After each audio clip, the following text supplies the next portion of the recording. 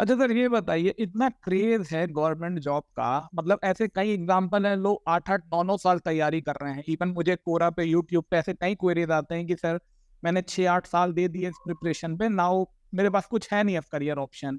और sir specially हमारे north India की बेल्ट में, मतलब मैं यूपी से हूँ, यूपी में बहुत क्रेज है, हरियाणा में, बिहार में। हरियाणा का मेरा फ्लैटमेट था सर बॉम्बे में, तो मतलब वो एलएनटी में वर्किंग था। उसने इवन इंटरव्यू दिया था, बट उसने बैकअप के लिए अपना एलएनटी में जॉब कर रहा था। बट सर ये कितना सही है कि बिना जॉब के 6-8 साल तैयारी करना, और क्यों ऐसा माइंडसेट है, मतलब ये सही है कि नहीं? नहीं, मुझे नहीं लगता कि कोई भी 6-8 साल बैठ के बिना जॉब के होता है। कुछ होते हैं, you are right, there are some. But normally क्या ट्रेजेक्टरी होती है कि वो शुरू से जैसे कॉलेज लेवल पे बच्चा या लड़का सोचने लगता है, लड़की सोचने लगती है कि मुझे सिविल सर्विसेज देना है एग्जाम। पेरेंट्स ने बोला है, जो भी है। तो वो क्या करते हैं कि तैयारी शुरू कर देते हैं और कॉलेज के बाद 1-2 साल, 3 साल मैंने देखा है कि लोग खाली बैठ के मीन्स सिर्फ प्रिपरेशन कर रहे हैं, जॉब नहीं कर रहे। कोर्स भी कर रहे हैं, इसका कोचिंग भी ले रहे हैं यूपीएससी की। कुछ लोग हो सकता है 6-6 साल भी करते हो ये, but I don't think it's a good idea. और मैं मेरे कई टॉक्स हैं, वीडियोज़ हैं इस पे कि आप प्लान बी पे अपना ज़ोर दो। तो प्लान ए अगर आपका यूपीएससी है कि मुझे आईएएस में आना है या किसी भी सर्विस में आना है, तो प्लान बी आपका जो वो साइकोलॉजी आपने पढ़ी हुई है, उस पे आप लेक्चरर बने, प्रोफेसर बने, ट्यूशन लें, प्रैक्टिस करें। तो you should do that at the same time.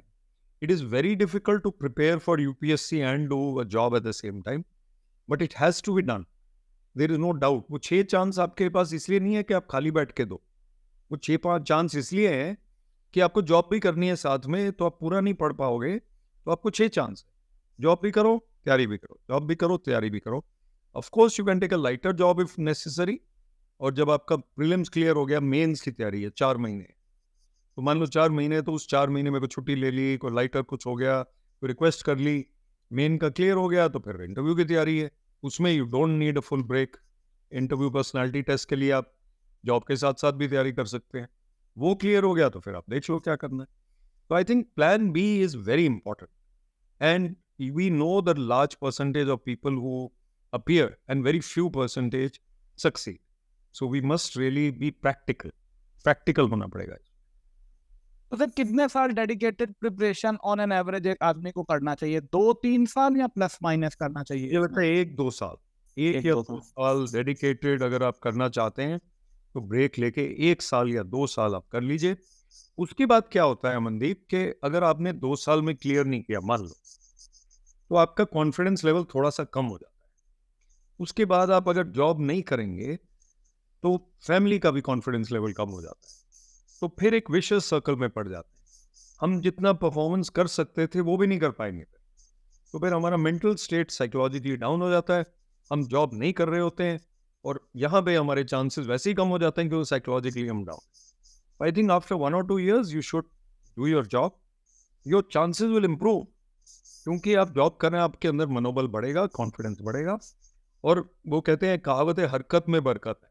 तो हरकत करेंगे तो कुछ होगा। तो जो एक्शन वाला बंदा है, एक और कहावत है कि अगर आपने कोई काम कराना है तो सबसे बिजी आदमी को दे दो, वो कर दे।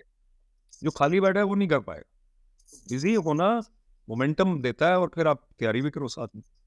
हाँ, नहीं तो वही आपका हो सकता है, आपको लगे आप तैयारी कर रहे हैं बैठ के, बट वो साइकोलॉजिकल प्रेशर की वजह से आप और अंडर परफॉर्म करते जाएंगे। बिल्कुल। और आपके पास अगर एक लाइट जॉब भी है, कुछ सैलरी आ रही है, तो आपका मनोबल इतना हाई है कि आप 3 घंटे पढ़ रहे हैं, वो बढ़िया कर रहे हैं।